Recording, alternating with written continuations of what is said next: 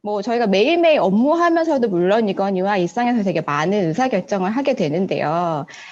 디지털 트랜스포메이션이라는 과정이 불확실성도 너무 높고, 그다음에 지난달에도 잠깐 말씀드리긴 했지만 온고잉 프로세스잖아요. 계속해서 변화의 과정을 거쳐서 시도해보고 뭔가 실패 과정도 경험해보고 그 과정 중에 최적화된 어떤 고객 서비스, 고객 상품을 찾아내는 어떤 과정이기 때문에 이런 변화의 과정에서는 더 많은 의사결정을 되게 신중하게 해야 되고, 특히나 리더의 의사결정은 이런 디지털 트랜스포메이션을 이끌어가는 데 있어서 조직의 어떤 방향, 그다음에 조직의 성과에 아주 큰 영향을 미치게 됩니다. 그래서 의사결정이 되게 중요하다고 얘기를 하고 있는데요. 이 장표도 지난달에 제가 잠깐 소개드렸던 장표입니다. BCG에서 제시하는 여러 컨설팅 펌에서 이제 DX의 어떤 기간이 좀 누적이 되다 보니까 성공한 사례, 실패 사례를 함께 이렇게 조사하면서 성공 요소들을 좀 뽑아내고 있는데요. 요거는 이제 BCG에서 제안하고 있는 DX 트랜스포메이션에서 하기 위한 성공하기 위한 6가지 요소입니다.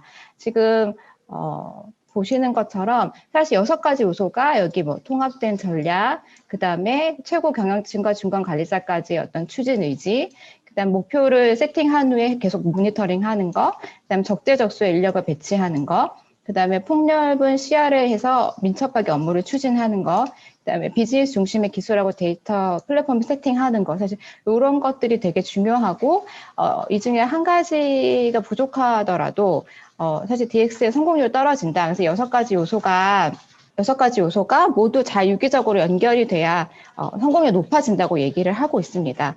그러다 보니까 사실 이런 이 많은 적재적소에 어느 시점에 어떤 걸 배치를 하고 어떤 것을 먼저 하고 그다음에 어떻게 해야 할지에 대해서 리더가 더 많은 의사결정을 해야 하는 것 같습니다. 지금 사실 이 날짜가 2009년도입니다. 그때도 지금 리더들 항상 뭐 변화의 과정을 마주하게 되시잖아요.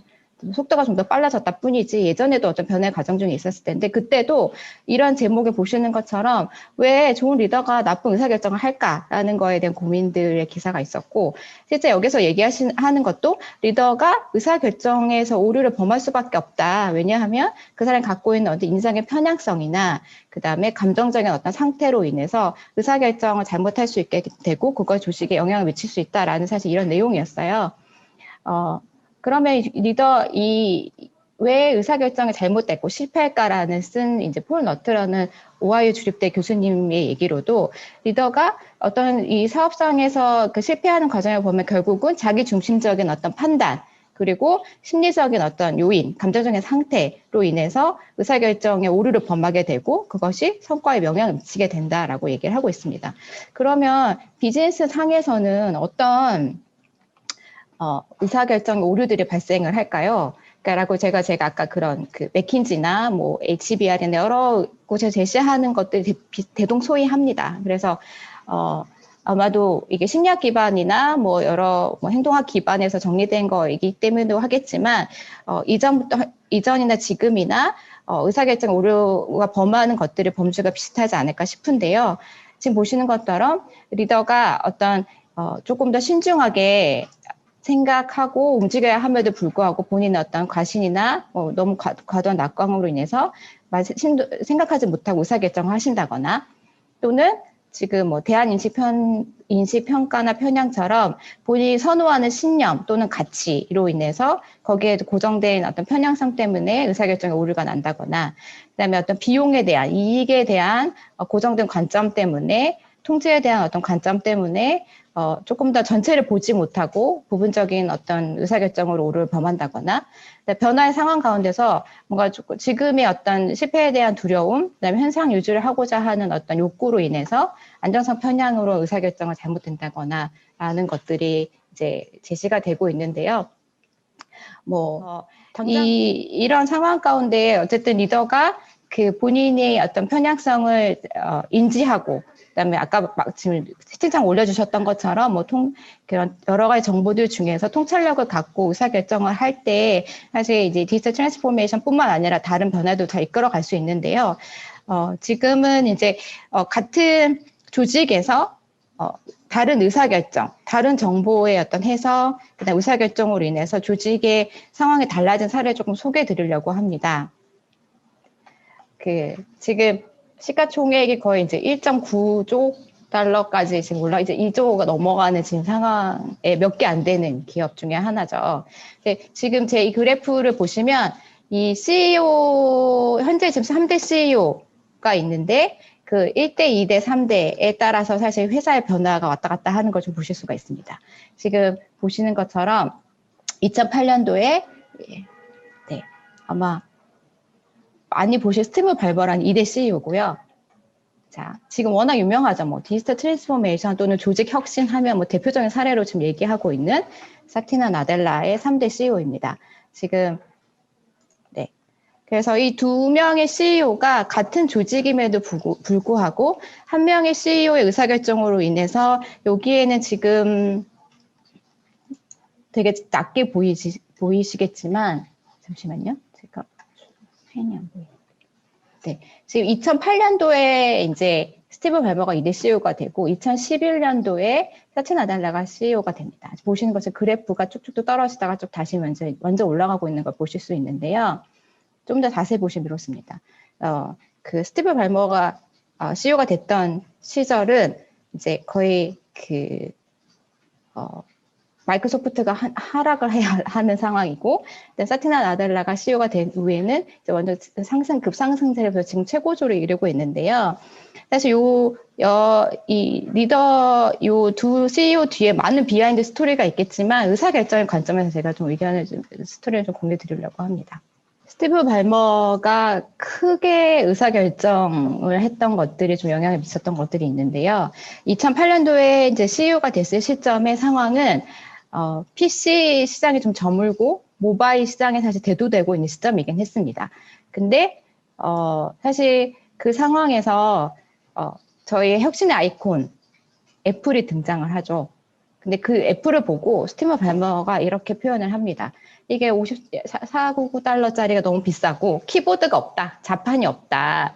그래서 이게 과연 되겠냐라고 하고 그 PC 당시 이제 윈도우에 되게 집중해서 비즈니스를 하고 있던 상황이었는데 이 스티브 발머가 그 모바일의 어떤 변화되는, 그러니까 디지털로 넘어가는 그런 세상은 보지 못하고 사실 본인이 갖고 있는 이 PC에 좀 더 집중을 하게 되고요. 이 아이폰의 등장에 대해서 사실 좀 등한시하게 됩니다. 그래서 다른 거에 좀 더 집중을 하게 되죠. 몇 년 뒤에 시간이 흘러서 결국 모바일 대세구나라는 걸 인지하게 됩니다. 그러면서 어떤 의사결정을 하냐면 네, 요게 이제 그래프가 PC가 이제 2011년에서 쭉쭉 떨어지고 이제 개인 PC가 아닌 이제 모바일 뭐 타블렛 이런 것들 막 나오는 시점이었는데 모바일 대세라는 거 보게 되고 어떤 의사결정을 하냐면 노키아를 인수하게 되죠. 네, 그래서 회사의 방향을 MS는 디바이스 기업이다라고 정하고 노키아를 인수하고 뭐 윈도우 폰도 이런 걸 좀 만들게 되는 거예요. 네, 사실 저희가 결과를 너무 잘 알고 있죠. 그 노키아를 굉장히 한 80억 달러 인수했다가 결국은 100억 달러의 손실을 보고 2016년도에 사티아 나델라가 CEO가 되며 과감히 스마트폰 시장을 접습니다. 그래서 이 스티브 발머가 사실 그러면 역량이 없는 CEO였는데 사실 그건 아니거든요. 사실 그 MS사가 생겼을 때 유일하게 개발자가 아닌 사람으로 이제 입사를 해서 지금 B2B의 강점을 갖고 있는 MS를 세팅한 사람입니다. 그래서 사실 그 공이 인정이 됐기 때문에 CEO에 올랐겠죠. 하지만 그 당시 본인이 갖고 있는 외부의 흐름, 그러니까 모바일로 되고 있는 거, 그 다음에 이 MS 갖고 있는 어떤 부족한 부분을 좀 봐야 되는 것들을 잘 보지 못하고 디지털 전환의 흐름을 인지하지 못하고 의사결정했던 것이 결국은 MS의 어떤 주가든 그 안에 내부의 조직 환경이든 이런 것들을 굉장히 안 좋게 만드는 그 결과를 초래했습니다. 그래서 2011년도가 되는 시점에 저도 검색을 막 해보니까 아무도 MS의 CEO가 되고 싶지 않다는 기사가 되게 많은 거예요. 그래서 누가 돼도 이 회사는 회상하기 힘들다라고 하는 시점에 된 사람이 바로 여러분 잘 알고 계신 사티나 나델라입니다. 그러면서 이 사티나 나델라가 한 의사결정은 두 가지죠. 전 모바일 퍼스트, 그다음에 클라우드 퍼스트라고 요거 방향을 정하고 이제 회사에 추진하게 됩니다. 사실 본인의 강점이기도 합니다. 이전에 내부에서 클라우드 담당 부사장으로 있었기 때문에 본인이 잘 알고 있는 분야이기도 했고요. 본인이 보기에 시장의 흐름이 모바일과 클라우드로 간다고 인식을 했기 때문에 이제 조직을 개편을 하고 비즈니스를 그쪽을 세팅하게 된 거거든요. 근데 사실 클라우드 기반의 비즈니스를 추진하는 데 있어서는 내부에 되게 많은 반발이 있었다고 합니다. 왜냐하면 그 당시에도 아마존이라는 웹 서비스가 이제 선점을 하고 있었고, 워낙 큰 이제 비즈니스를 이제 구축하고 있었던 상황이었기 때문에, 과연 이게 후발주자로 갈 수 있을까라고 했으나, 이제 본인이 어떤 그 내부의 클라우드 서비스를 해서 성공한 경험도 있었고, 향후에 미래 비즈니스 그쪽에 있다고 봤기 때문에, M&A든 내부의 기술 투자든 통해서, 이 클라우드에 집중한 비즈니스를 추진하기 시작하죠. 그래서 사실 최근의 기사인데요. 클라우드 쪽에서 1위 기업으로 사실 발돋움하게 됐습니다. 현재 작년도 기사인데 1위의 가치로 계속 지금 판매를 진행하고 있는 상황이고요. 계속 이 클라우드를 확장하고 있는 상황입니다. 후발주자임에도 불구하고 어떤 그 변화의 흐름을 인식하고 또 MS가 갖고 있는 강점, 본인이 했던 경험들을 기반으로 의사결정했던 것이 지금의 MS를 다시 한번 회생시킬 수 있는 기회를 만들었던 것 같고요. 또 하나 이거 말고도 조직 폐쇄적인 조직 문화를 개방적으로 만들게 하고 구성원들의 어떤 마인드셋을 변화하게 하는 많은 스토리가 있지만, 또 하나의 스토리는 이제 후발주자로 했던 협업 툴에서도 지금 현재는 이제 그 독보적으로 발돋움하고 있는 이런 상황을 볼 수 있는데요. 슬랙이라고 아마 다시 아실 거예요. 슬랙도 사실은 원래는 이제 협업 툴로 개발된 건 아니고 게임을 만들다가 그 안에서 업무용 메신저를 썼던 거가 되게 효과적이어서 사실 이것만 별도로 이제 판매를 하게 된 사례인데요. 최근에 이제 코로나 같이 재택을 하면서도 아마 이제 그 되게 업무용 메신저로 빛을 발했던 도구이기도 합니다. 그래서 MS가 보기에 이제 그 협업, 디지털로 인한 어떤 변화 속에서 업무의 방식도 바뀔 거다라는 걸 사실 인지하기 시작했고, 그런 측면에서 사실 슬랙이 되게 매력적인 도구이기 때문에 고객도 원하기도 하고요. 그래서 요거를 인수하려고 시도를 합니다. 하지만 슬랙 쪽에서 거절을 하죠. 그래서 MS가 또 한 번 이제 의사결정을 해야 되는 상황에 맞닥뜨린 거예요. 그래서 이 슬랙의 거절 이후에 이 서비스 사실 포기할 수 있었는데 자체 개발을 하기로 결정합니다.